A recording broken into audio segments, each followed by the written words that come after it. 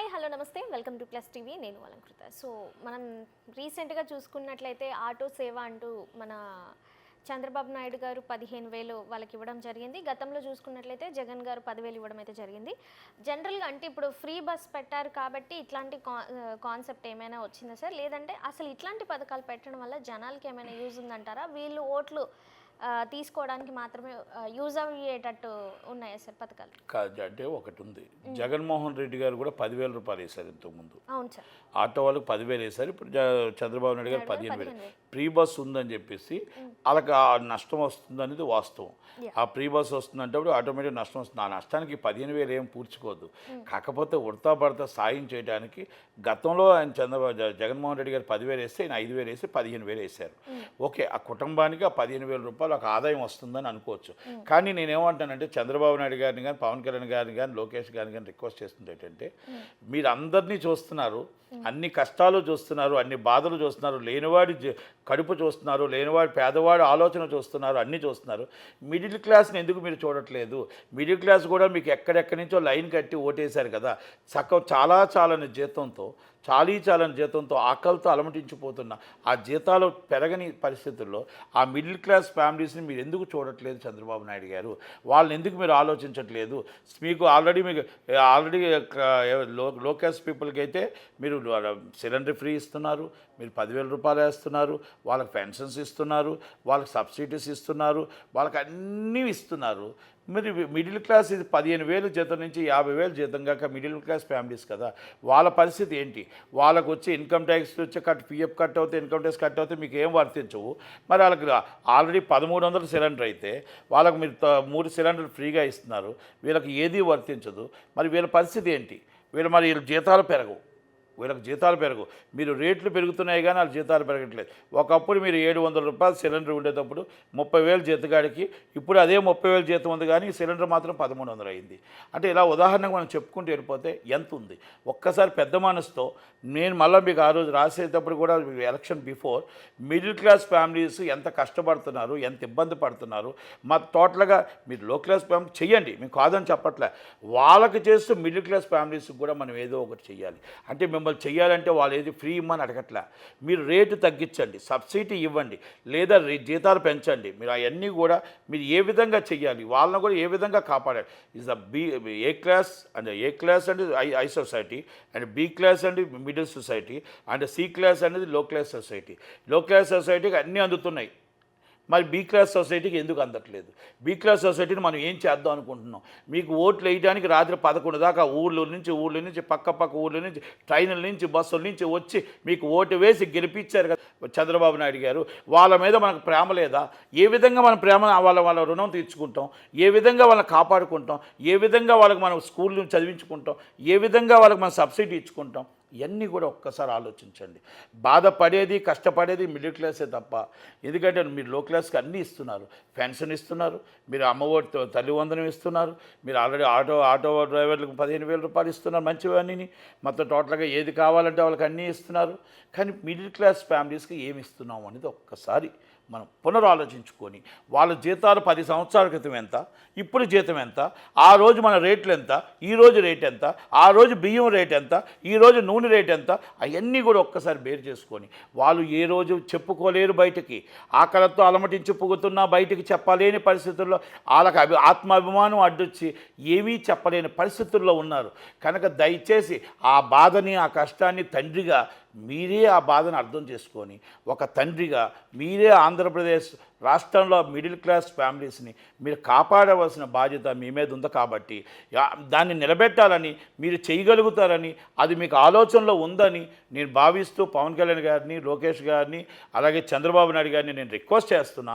అలాగే ఇప్పుడు వైసీపీ వాళ్ళు ఉన్నారు, వైసీపీకి వాళ్ళు ఏదో చెప్తారు, ఆటోకి మేము ఇదేసారు అదేసారు, బస్సుకు ఫ్రీ పెట్టారు, మొత్తం టోటల్గా మేము 10,000 ఇచ్చాం, మాది మీరు 5,000 పెంచారు, మాది ఇదని చెప్తున్నారు. నేను ఒక్కటే చెప్తున్నా, మీరు 10,000 కూర్చొని అప్పు తెచ్చి మీరు 10,000 ఇచ్చారు. పరిశ్రమలు తీసుకొస్తూ ఇన్కమ్ పెంచుకుంటూ ఆటో వాళ్ళకు కూడా ఒక ఉపాధి కల్పిస్తూ ఆటో వాళ్ళని కూడా ఎలా కాపాడాలని ప్రయత్నం చేస్తుంది చంద్రబాబు నాయుడు గారు. ఆటో వాళ్ళని కూడా 15,000 ఉడతా పడతా సాయం చేయాలని ఆలోచనతో ఆయన చేశారు. మీరు 10,000 ఇచ్చింది వేరు, 15,000 ఇచ్చింది వేరు. 15,000 ఇచ్చింది ప్రేమతో ఇచ్చారు. మీరు ఆటోమేటిక్గా మీరు 10,000 రూపాయలు ఇచ్చి ఇంట్లో కూర్చోండి అని ఇచ్చారు. కానీ ఇది చంద్రబాబు నాయుడు గారు మీరు పని చేసుకోండి, మీ పనికి నష్టం కలిగింది కాబట్టి ఆ నష్టానికి ఉడతా పడతా నా సాయం ఇంత మన గవర్నమెంట్ సాయం చేస్తుందని చెప్పి ఇచ్చారు. కనుక అలాగే ఈ మధ్యన చూసాం కొంతమంది ఒక హోటల్లో బీభత్సం సృష్టించి వైసీపీ గవర్నమెంట్ ఉన్నప్పుడు ఎలా చేశారో తెలియదు, కానీ వైసీపీ గవర్నమెంట్ లేకుండా కూటమి గవర్నమెంట్లో కూడా పోలీసులు ముందే బీభత్సం చేసి మొత్తం ఒక అధికార ప్రతినిధి ఒక చైర్మన్ అవ్వచ్చు, వైసీపీకి చెందిన వ్యక్తి ఒక బీసీ బిడ్డ మొత్తం ఇష్టం వచ్చినట్టు అక్కడ మొత్తం ఆ హోటల్ని బీభత్సం చేసి నడి రోడ్డు మీద గొడవ పెట్టి చేసుకుంటూ వచ్చిన వ్యక్తికి దీన్ని జగన్మోహన్ రెడ్డి గారు ఏం సమర్థించుకుంటారు? ఈ రవిడీజాన్ని ఏం సమర్థించుకుంటారు? ఆ హోటల్ వాడిని కొడుతూ ఉంటే ఆ వీడియోస్ వస్తూ ఉంటే ఎలా సమర్థించుకుంటారు? పార్టీ నుంచి సస్పెండ్ చేస్తారా? లేకపోతే మా కార్యకర్తలందరూ ఇలాగే ఉంటారు, ఈ రవిడీజమే చేస్తుంటారు, మేము ఇలాగే దొమ్మీలు చేస్తుంటాం, ఇలాగే రవిడీజం చేస్తుంటాం అంటారా అనేది జగన్మోహన్ రెడ్డి గారు సమాధానం చెప్పవలసిన బాధ్యత ఉంది. బొత్స సత్యనారాయణ గారు సమాధానం చెప్పవలసిన బాధ్యత ఉంది. రోజా గారు సమాధానం చెప్పవలసిన బాధ్యత ఉంది. ఎందుకు మేము చెప్తున్నాం అంటే మీరు మీ నాయకులందరూ మీ నాయకత్వంలో ఇలాంటి వాళ్ళే ఉన్నారా? ఈ రవిడీజం రోడ్డు మీద అమాయకులు కొట్టిన వాళ్ళే ఉన్నారా? 10 మందికి సాయం చేసేవాళ్ళు ఉన్నారా? 10 మందికి సాయం చేసేవాళ్ళు ఒక్కరిని చూపించండి జగన్మోహన్ రెడ్డి గారు. మేము ఎందుకు అడుగుతున్నాం అంటే ఇది వీడియోలు చెప్తున్నాయి, సాక్షాత్ వీడియోలు చెప్తున్నాయి. ఎందుకంటే పేరు చెప్పి నేను పెద్దగా ఆయన పెద్ద మనిషి చేయదలుచుకోలేదు. కనుక నేను ఒక్కటే చెప్తున్నా, జగన్మోహన్ రెడ్డి గారు మీరు మెడికల్ కాలేజీకి 9వ తారీఖు నాడు నా మెడికల్ కాలేజ్ ఎక్కడుందో చూపిస్తాను స్పీకర్ గారికి సవాల్ ఇసురుతూ నువ్వు చూపిస్తున్నారు. మీ మెడికల్ కాలేజ్ ఉందా? మీ మెడికల్ కాలేజ్ సగం కట్టారా, సగం కట్టలేదా? ఇవన్నీ డిస్కషన్స్ పక్కన పెట్టండి. మీరు కట్టింది ప్రజల సొమ్ముతో కట్టి ఉండొచ్చు, మీ ప్రజల సొమ్ముతో సగం కట్టి ఉండొచ్చు, సగం బయటకు దారాదత్తం చేసి ఉండొచ్చు. ఈరోజు లెక్కర్ స్కామ్ అవ్వచ్చు, ఇంకోటి అవ్వచ్చు. పబ్లిక్లో సొమ్ము రోడ్డు మీద దారాదత్తం చేసింది ప్రజల సొమ్ము. ఇది ప్రజల సొమ్ము మనం తీసుకొని ఈరోజు లక్షల కోట్ల అప్పులు చేసి పోలవరం పక్కన పెట్టి, రాజధాని పక్కన పెట్టి ప్యాలెస్ కట్టింది మనమా కాదా? రుషికొండ ప్యాలెస్ కట్టింది మనమా కాదా? నెలకి ₹1 కోటి వడ్డీ అనవసరంగా పాడైపోతుంది, వడ్డీ కడుతున్నామా లేదా? అది మీ తప్ప కాదా? అది ఎందుకు పనికొస్తుంది, ఎందుకు పనికిరాదు అని కూడా తెలియదు. మీరు ఆ విశాఖపట్నం డెవలప్ చేయడానికి ఫిలిం డెవలప్మెంట్ తీసుకొచ్చారా? ఫిలిం డెవలప్మెంట్ స్టూడియోలు కట్టారా? మీరు అలాగే తిరుపతి రాజమండ్రి డెవలప్ చేశారా? తిరుపతి డెవలప్ చేశారా? మీరు మదనపల్లి డెవలప్ చేశారా? ఏ ఇండస్ట్రీ డెవలప్ చేశారు? ఏ పరిశ్రమలు తీసుకొచ్చారు? భారీ పరిశ్రమల శాఖ మంత్రి అమర్నాథ్ గారు, అలాగే భారీ పరిశ్రమ మొత్తం టోటల్గా అంటే నేను ఉదాహరణకి మీకు ఒకటి చెప్తున్నా. మీరు విశాఖపట్నం సబ్మిట్ చేసే లక్షల కోట్లు ఏమయ్యాయి? అది ఎవరు దొంగలు ఎత్తుకెళ్ళిపోయారు?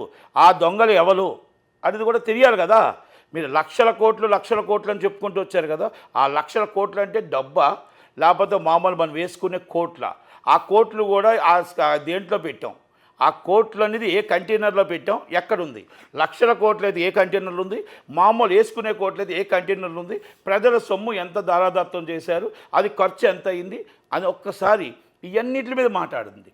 వీటి మీద మాట్లాడండి. ప్రతిపక్షం అనేది మీకు ఇస్తే, ప్రతిపక్షం అనేది 11 సీట్లు వచ్చినా, 1 సీటు వచ్చినా ప్రతిపక్ష నాయకుడే.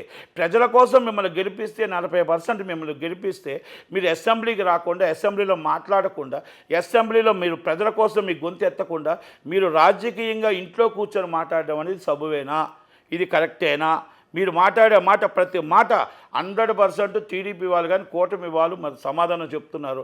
మొన్న ఏదో ఒక లెటర్ పట్టుకొని దారాదత్తం రాద్ధాంతం చేశారు. రాద్ధాంతం ఏమీ లేదండి. సినిమా ఇండస్ట్రీని నాశనం చేసింది మీరు. సినిమా ఇండస్ట్రీని సర్వనాశనం చేసింది మీ పేరు నాని గారు. సినిమా ఇండస్ట్రీని సర్వనాశనం చేసింది విజయ్ కుమార్ రెడ్డి గారు.